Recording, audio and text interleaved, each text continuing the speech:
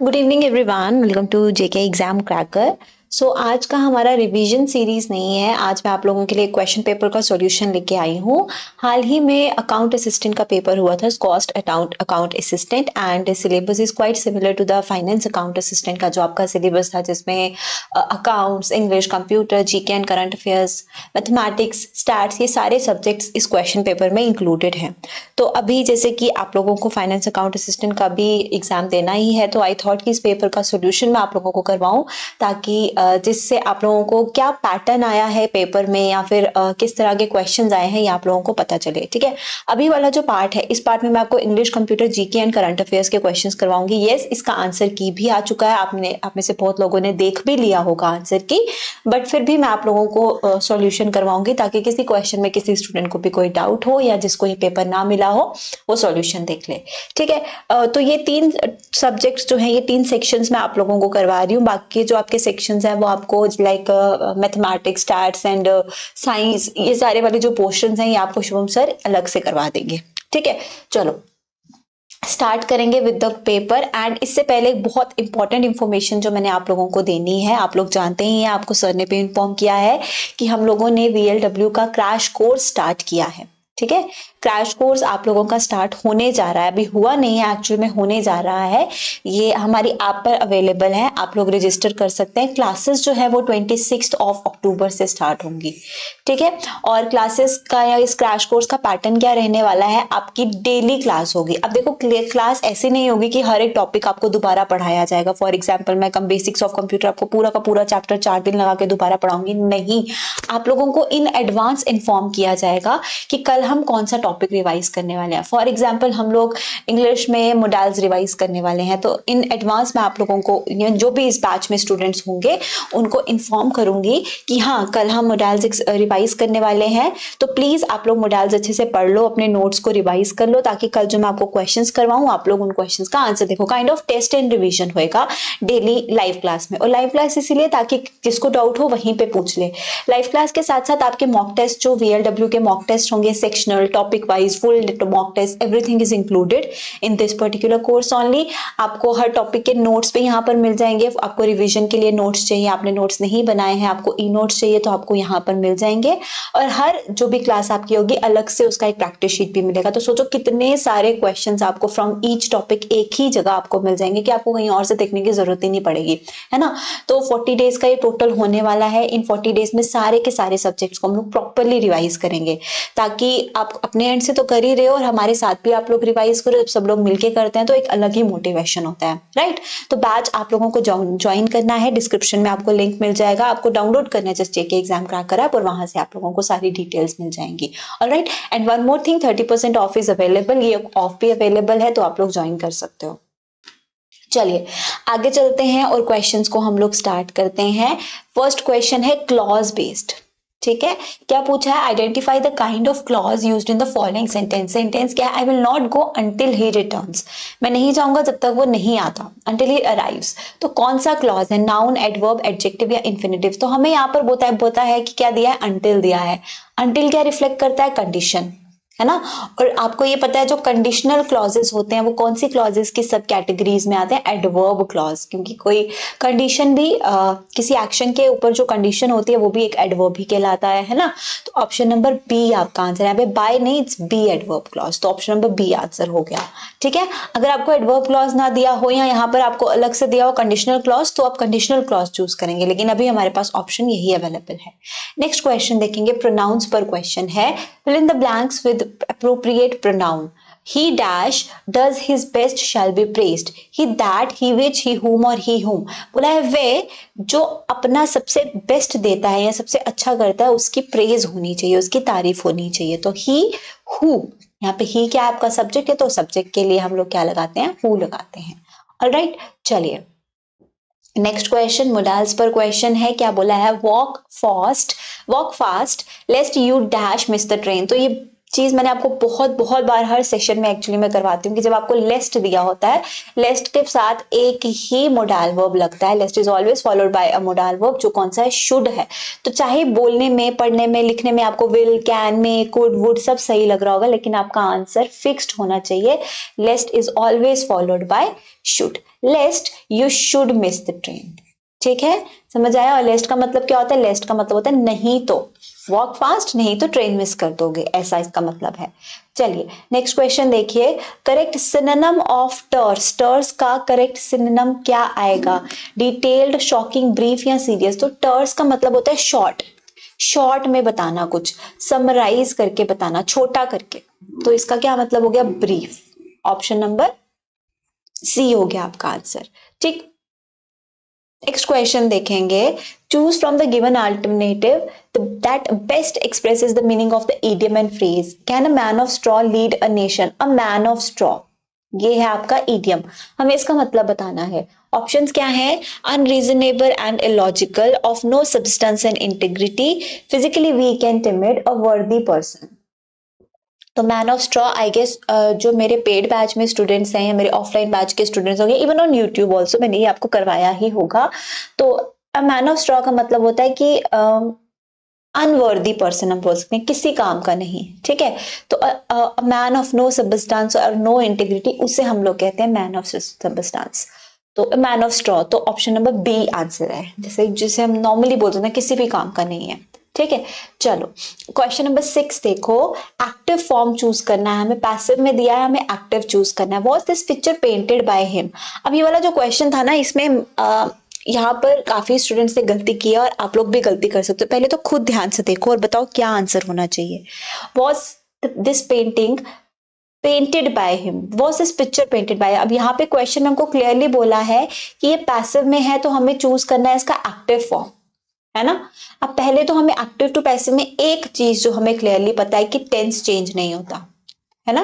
Tense कहां पर change होता है? जब हम नरेशन करते हो तो according to the reporting verb हमारा टेंस चेंज होता है, लेकिन जब हम एक्टिव पैसिव में करते हैं तो टेंस चेंज नहीं होता, सिर्फ सेंटेंस के लिखने का तरीका चेंज हो जाता है। तो अब यहाँ पर हम पहले देखो टेंस कौन सा दिया, was this picture painted by him, was लगा है, तो ये कौन सा होगा? वॉज और वर्ब की थर्ड फॉर्म कब लगाते हैं? जब पास्ट इंडेफिनेट होता है। वॉज के साथ वर्ब की थर्ड फॉर्म कब लगाते हैं? जब पास्ट इंडेफिनेट होता है। पास्ट इंडेफिनेट का मतलब क्या होता है? वर्ब की सेकंड फॉर्म। जब हम इसको पैसिव में करते हैं तो वॉज और वर्ब की थर्ड फॉर्म लगाते हैं। अब सेकंड फॉर्म कहां पर दिया? हैज आ नहीं सकता, विल आ नहीं सकता, डज प्रेजेंट हो गया, हैज परफेक्ट हो गया, विल फ्यूचर हो गया, डिड, डिड हम कब लगाते हैं? जब पास्ट इंडेफिनेट में हमें क्या करना हो, क्वेश्चन पूछना हो। तो आंसर यही है हमारा पास्ट इंडेफिनेट में। Did he paint this picture, did के साथ सेकंड फॉर्म नहीं आती, तो ऑप्शन नंबर सी आंसर है। समझ आया सबको? आगे बढ़ते हैं क्वेश्चन नंबर 7 देखिए। इस क्वेश्चन में भी गलती हो सकती है आप लोगों से। देखो क्या बोला है, use the past indefinite form of verb given in the brackets to complete the following. आपको वर्ब दिया है ब्रैकेट में कैच, और इसकी पास्ट इंडेफिनेट फॉर्म यूज करनी है आपको कंप्लीट करने के लिए। क्या बोला है? Dash the police dash the thief. क्या पुलिस ने थीफ को कैच किया? क्योंकि वर्ब तो हमारा कैच है, तो was caught, did catch, has caught, was catching. अब हमें बोला पास्ट इंडेफिनेट, ठीक है। वॉज और कॉट पास्ट इंडेफिनेट में आ सकता है, लेकिन ये पैसिव में आ सकता है, तो ये सेंटेंस पैसिव में तो है नहीं, पैसिव में बाय लगता है, तो ये हो गया गलत। हैज और कॉट क्या हो गया? प्रेजेंट परफेक्ट हो गया, है ना, तो हमें प्रेजेंट परफेक्ट चूज नहीं करना। वॉज और कैचिंग हो गया पास्ट कॉन्टिन्यूअस, है ना, वॉज और वर्ब की आईएनजी फॉर्म वॉज कॉन्टिन्यूअस हो गया, तो ये भी नहीं लगा सकते। डिड और कैच, डिड के साथ वर्ब की फर्स्ट फॉर्म कब आती है? जब पास्ट इंडेफिनेट में क्वेश्चन पूछा जाता है। यहाँ सिर्फ सिंपल पास्ट इंडेफिनेट है तो वर्ब की सेकंड फॉर्म आती है, तो आंसर हो जाएगा did the police catch the thief. ठीक है, अगर यहाँ पे कैच की जगह सेकंड फॉर्म लगानी हो तो फिर डिड नहीं लगता है, ये चीज पता है ना, लेकिन इंटेरोगेटिव में डिड ही लगाते हैं, तो ऑप्शन नंबर बी।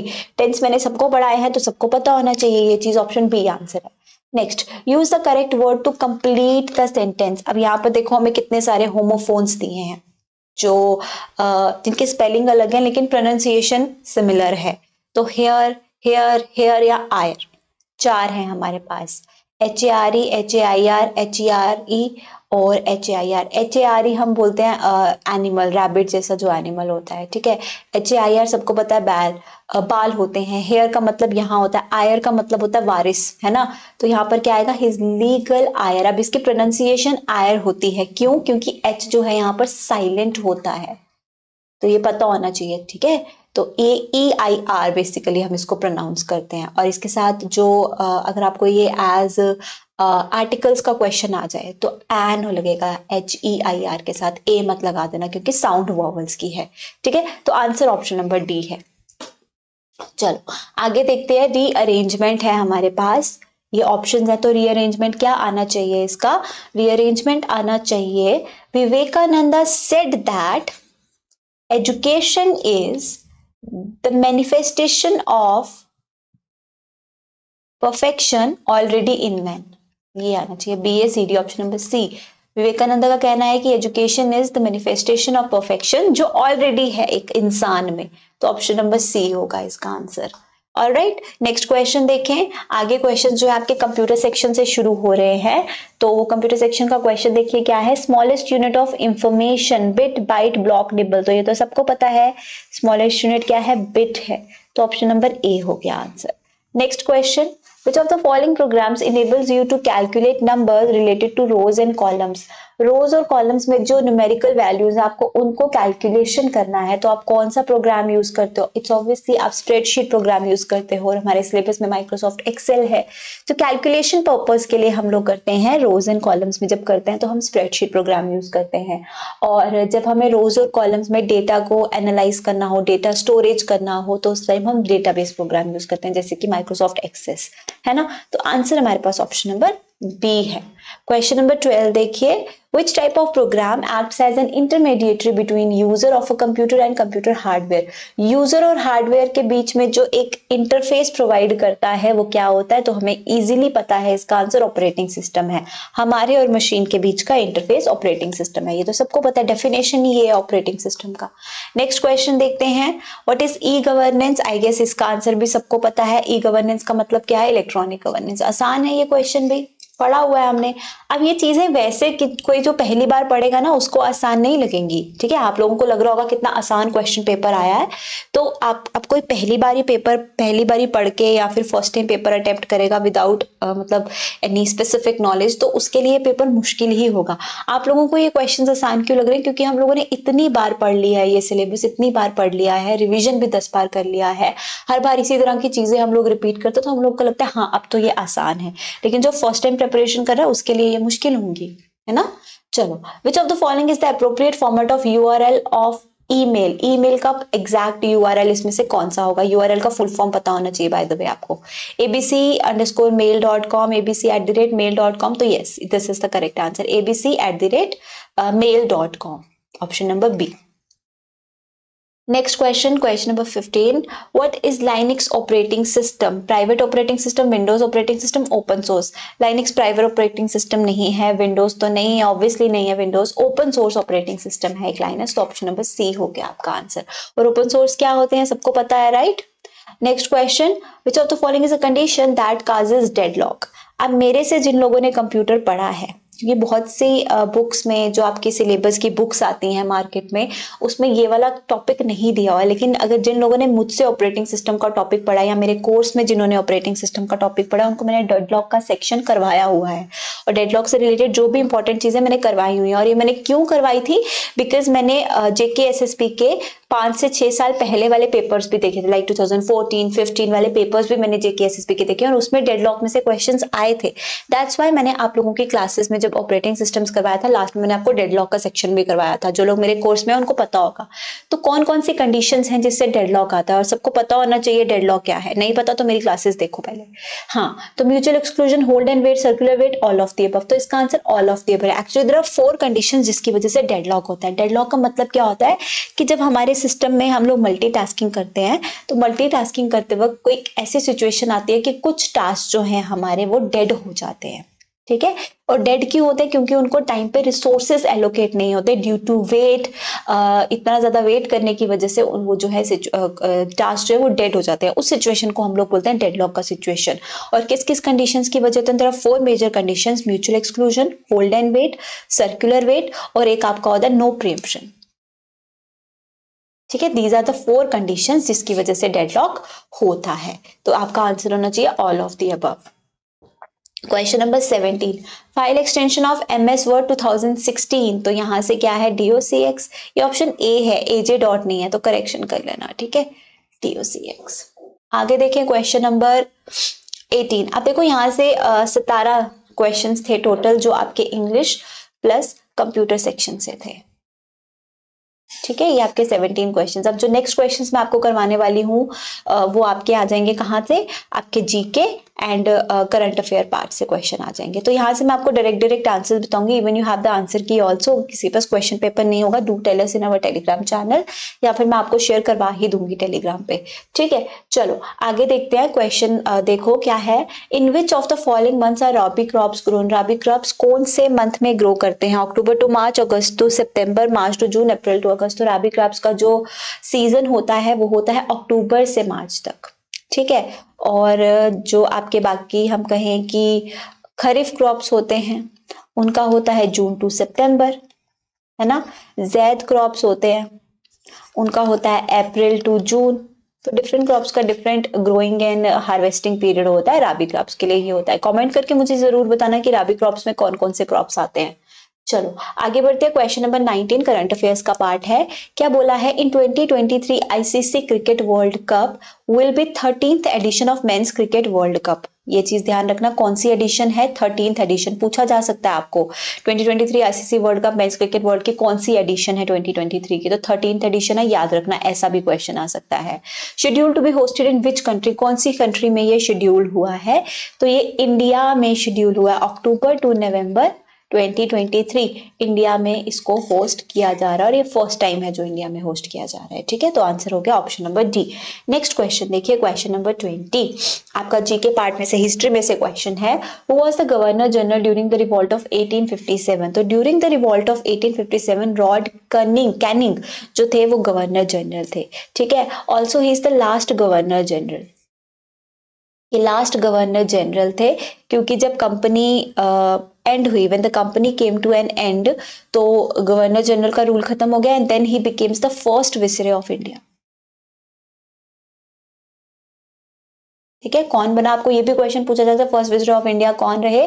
तो वो भी लॉर्ड कैनिंग ही रहे। लास्ट गवर्नर जनरल यही रहे, और ड्यूरिंग द रिवॉल्ट ऑफ 1857 यही थे। ठीक, चलो नेक्स्ट क्वेश्चन देखें। क्वेश्चन नंबर 21 पे आ जाते हैं। क्या बोला है? Article 324 of the constitution which was seen in the news related to appointment of which position? Article 324 किस पोजीशन के अपॉइंटमेंट से रिलेटेड है? और ये रिसेंटली न्यूज में भी था। अब ये रिसेंटली न्यूज में क्यों था? क्योंकि गवर्नमेंट ने एक बिल इंट्रोड्यूस किया राज्यसभा में, जो एक्चुअली बिल में क्या था? To alter the process of appointment of election, chief election commissioners और इलेक्शन कमिश्नर्स, इन सब की अपॉइंटमेंट में के प्रोसेस में जो ऑल्टरेशंस होनी थी उससे रिलेटेड एक राज्यसभा में बिल इंट्रोड्यूस हुआ था। ठीक है, तो और ये जो कॉन्स्टिट्यूशन है का आर्टिकल है, आर्टिकल 324, ये भी चीफ इलेक्शन कमिश्नर की अपॉइंटमेंट या फिर इलेक्शन कमिश्नर की अपॉइंटमेंट से ही डील करता है, तो इसीलिए ये यूज में था। ऑप्शन नंबर सी हो गया आपका आंसर। ठीक है, चलो आगे बढ़ते हैं। नेक्स्ट क्वेश्चन क्या है? Question number 22, doctor Manik Saha was स्worn in as the chief minister of which Indian state in 2023? इन्होंने कौन सी सीएम कौन सी इंडियन स्टेट के बने डॉक्टर मानिक साहा? तो ये कौन सी स्टेट के बने? त्रिपुरा के। Option number A answer. He is a leader of BJP. 8 मार्च 2023 में he became the CM of Indian state Tripura. Next, name of the Indian javelin thrower who won the silver in men's javelin event of the Diamond League 2023. तो यहाँ से question क्या आएगा? Diamond league 2023 कहाँ पर हुई? Zurich में हुई। और जूरिक कौन सी कंट्री का कैपिटल है? It is capital of Switzerland. ये क्वेश्चंस आपको पूछे जा सकते हैं। ठीक है, जरूरी नहीं है डायरेक्ट क्वेश्चन ही आपको पूछे जाएं। आपको ऐसा भी पूछ लेते डायमंड लीग 2023 किस कंट्री के कैपिटल में हुई या कहाँ हुई, ऐसा भी पूछा जा सकता है। हाँ, तो क्वेश्चन क्या है, इंडियन जैवलिन थ्रोअर जिन्होंने सिल्वर जीता मेंस जैवलिन इवेंट में, तो कौन है, नीरज चोपड़ा।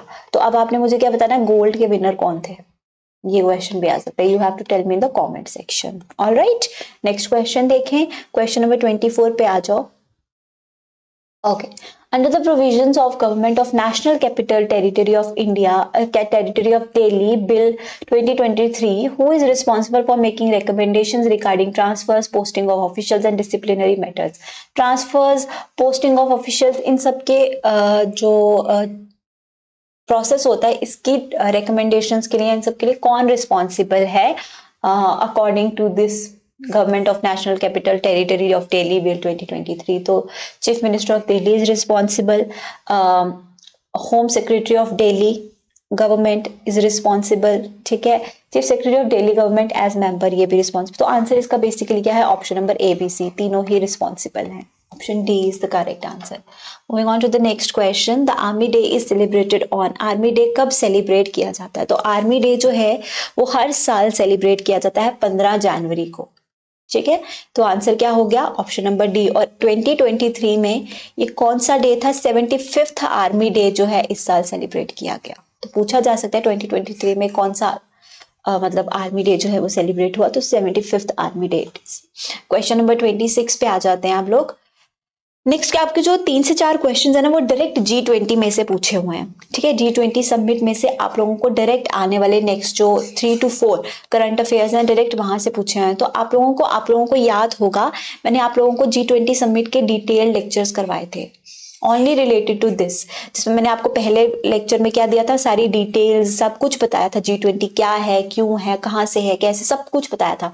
और सेकंड में मैंने आपको सारे इंपॉर्टेंट MCQs करवाए थे, याद होगा सबको। अगर नहीं देखे हैं तो मैं डिस्क्रिप्शन में पिन करूंगी ये लेक्चर्स G20 वाले, वहां से देखना जरूर, क्योंकि अगर आप लोगों ने वो लेक्चर देखा होता ना, तो ये 4 के 4 क्वेश्चंस आप लोगों के मार्क्स इसके मार्क्स ना आपके हाथ में थे, क्योंकि डायरेक्ट क्वेश्चंस आए और मैंने करवाए भी हुए हैं, ठीक है। हाँ, तो when was G20 establish, G20 कब एस्टैब्लिश हुआ था, तो पढ़ा है हम लोगों ने 1999 में एस्टैब्लिश हुआ था। नेक्स्ट क्वेश्चन, इस साल जो इंडिया में हुआ उसका थीम क्या था, तो थीम क्या था, one earth one family one future. Option number C हो गया आंसर, ठीक, पढ़ा है हमने ये भी।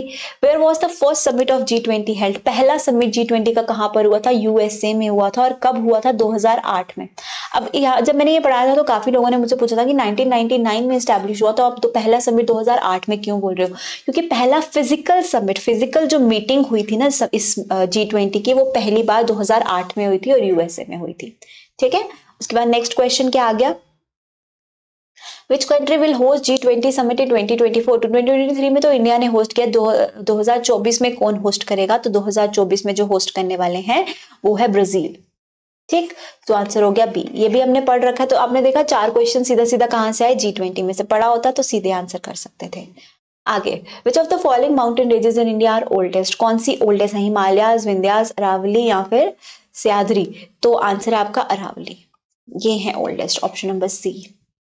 क्वेश्चन नंबर 31 पे आ जाते हैं। In terms of area, India is the largest of the world. India कौन से नंबर पे आती है इन टर्म्स ऑफ एरिया, तो India in terms of area आती है 7th largest country in the world, ठीक। क्वेश्चन नंबर 32 पे आ जाओ। The fertile land between 2 rivers, 2 rivers के बीच का जो फर्टाइल लैंड होता है उसे हम क्या कहते हैं, वाटरशेड, वाटर डिवाइड, डोब या फिर टेराई। तो उसे हम लोग कहते हैं डोब, option number C is the answer. ये आपकी ज्योग्राफी पार्ट या जीके पार्ट में से आप लोगों को पता ही होगा ये चीज, है ना। हिस्ट्री में से क्वेश्चन आता है, in which year Netaji Subhash Chandra Bose founded forward bloc. Netaji Subhash Chandra Bose ने अपनी खुद की एक पार्टी बनाई थी जिसका नाम था फॉरवर्ड ब्लॉक। उन्होंने किस साल में बनाई, तो ये 1939 में बनाई थी, ठीक है। 1939 में नेताजी सुभाष चंद्र बोस ने रिजाइन कर दी थी कांग्रेस पार्टी, ठीक है। कांग्रेस से इन्होंने रिवाइज कर दिया और इन्होंने खुद की 3 मई 1939 मतलब बनाने के कुछ दिनों बाद ही इन्होंने खुद की पार्टी जो है वो बनाई थी, ठीक। चलिए क्वेश्चन नंबर 34 पे आते हैं। The treaty of Poona was sign between which of the powers. Treaty of Poona किस किस के बीच में साइन हुआ था? तो ये हुआ था इंग्लिश एंड पेशवा के बीच में। ऑप्शन नंबर बी आंसर है। ये भी आपका हिस्ट्री का क्वेश्चन है, ये आपको पता ही होगा। नेक्स्ट क्वेश्चन पे आते हैं। How many sessions does Lok Sabha conduct each year? Lok Sabha एक साल में कितने सेशंस कंडक्ट करती है? तो लोकसभा एक साल में 3 सेशंस कंडक्ट करती है। ऑप्शन 3 आपका आंसर है। Question 34। Who is the first Indian to win an individual gold medal at the Olympic Games? कौन ऐसा पहला भारतीय है जिसने इंडिविजुअल गोल्ड मेडल जीता है ओलंपिक गेम्स में? कमल मलेश्वरी, अभिनव बिंद्रा, महेश भूपति, विश्वनाथन आनंद। तो आंसर है आपका Abhinav Bindra. Option number B.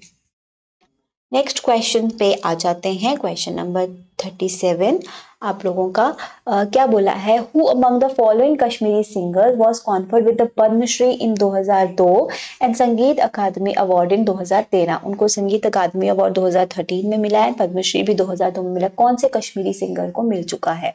रूपा भवानी, हब्बा खातून, राज बेगम, गुलाम अहमद महजूर। तो ये आप लोगों को आंसर आई गेस पता ही होगा। इसका आंसर है राज बेगम, जिन्हें मेलोडी क्वीन ऑफ कश्मीर भी कहा जाता है। She is also known as melody queen of Kashmir. आपको ये क्वेश्चन भी आ सकता है। तो इनको पद्मश्री भी मिल चुका है, संगीत अकादमी अवार्ड भी मिल चुका है। ऑल राइट, नेक्स्ट क्वेश्चन देखें। क्वेश्चन नंबर 38 पे आ जाइए आप। The instrument of accession is a legal document executed by Maharaja Hari Singh to accede the dominion of India.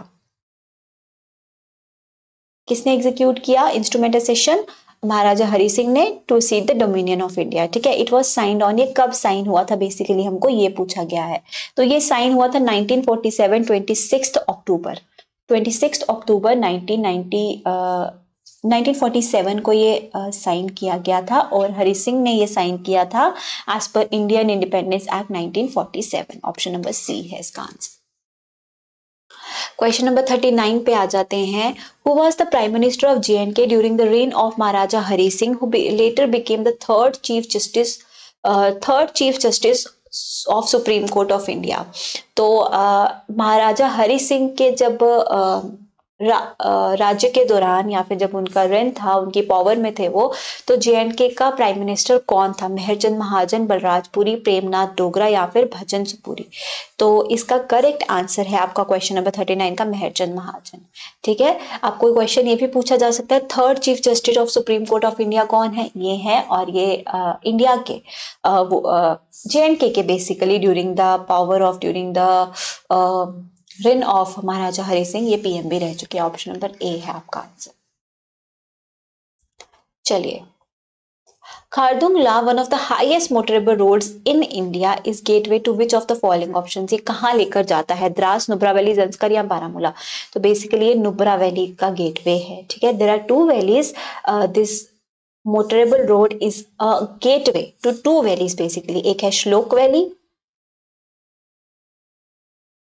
ठीक है, और एक आपकी नुब्रा वैली। आपके पास ऑप्शन में नुब्रा वैली है तो you will choose this answer. Option number B. Next question 41। The food making process in green plants. ये आपका साइंस से आ गया एक्चुअली क्वेश्चन, तो सबको पता है फूड मेकिंग प्रोसेस को हम लोग क्या बताते हैं, खुद ही बता देना। ऑप्शन डी है आंसर वैसे, है ना। चलो next, Whose birthday is celebrated as National Farmers Day in India on 23rd December? तो यहाँ से हमें दो चीजें पहले पता चल गई। एक चीज हमें पहला पता चल गई, नेशनल फार्मर्स डे कब होता है, हर साल कब मनाया जाता है? 23 दिसंबर को मनाया जाता है। इसे आप किसान दिवस भी बोलते हैं। ठीक है, आपको ये भी पूछा जा सकता है, किसान दिवस भी बोला जा सकता है अगर आपको नेशनल फार्मर्स डे ना बोला हो। तो यह हर साल 23 दिसंबर को मनाया जाता है। ठीक है, किसके बर्थडे के तौर पर मनाया जाता है? ये चौधरी चरण सिंह के बर्थडे के तौर पर मनाया जाता है। और चौधरी चरण सिंह कौन है? He was the first PM of India. आपको ये भी पूछा जा सकता है। ठीक है, ये भारत के 5th प्रधानमंत्री रह चुके हैं। ऑलराइट, सो आंसर हो गया ऑप्शन नंबर ए। तो ये 42 तक जो क्वेश्चंस थे ये मैंने आपको करवा दिया। कौन कौन से सेक्शन के? English section, computer section, GK and current affair section, है ना। ये सेक्शन से मैंने आपको करवा दिया। बाकी के sections mathematics, stats and everything वो आपको शुभम सर करवा देंगे। ऑलराइट, बाकी इसका आंसर की भी अवेलेबल हो चुका है। आप लोग क्वेश्चन पेपर से सीधा आंसर की भी देख सकते हो अगर आपको डिटेल सॉल्यूशन नहीं चाहिए तो। ऑलराइट, अगेन मैं आप लोगों को बता रही हूँ पंचायत सेक्रेटरी का कोर्स जो है आप लोग ज्वाइन कर सकते हो। This is not a course, basically this is a crash course. ये सारे फीचर्स हैं क्रैश कोर्स के। जैसे मैंने बताया, आप लोगों के प्रैक्टिस सेशंस लाइव होंगे डेली, ठीक है। आपके पास मॉक टेस्ट रहेंगे, आप अपनी मर्जी से मॉक टेस्ट दे सकते हो, टीचर्स भी आपको टेस्ट देंगे, आप वो भी ले सकते हो। प्रैक्टिस शीट्स भी आपको मिलेंगे अलग से, और रिविजन के लिए नोट्स मिलेंगे अगर आपने अपने सेल्फ नोट्स नहीं बनाए हैं अभी तक तो, ठीक है ना। जिससे एक ही जगह पर आपको ऑल इन वन चीजें आपको एक ही जगह पर मिल जाएंगी, ठीक है। 30% ऑफ इज ऑल्सो अवेलेबल, और बहुत ज्यादा कॉस्ट नहीं है, आप ही के लिए है। अगले 40-50 दिन है जो अच्छे से पढ़ लो। अगर दिसंबर में एग्जाम हो जाता है ना, तो आप लोग बाकी जो भी स्टूडेंट्स इतने इतने टाइम से प्रिपेयर कर रहे हैं उनके साथ आप लोग कॉम्पीट कर सकते हो, राइट। तो मिलेंगे हम लोग नेक्स्ट क्लास में। Take care, bye bye.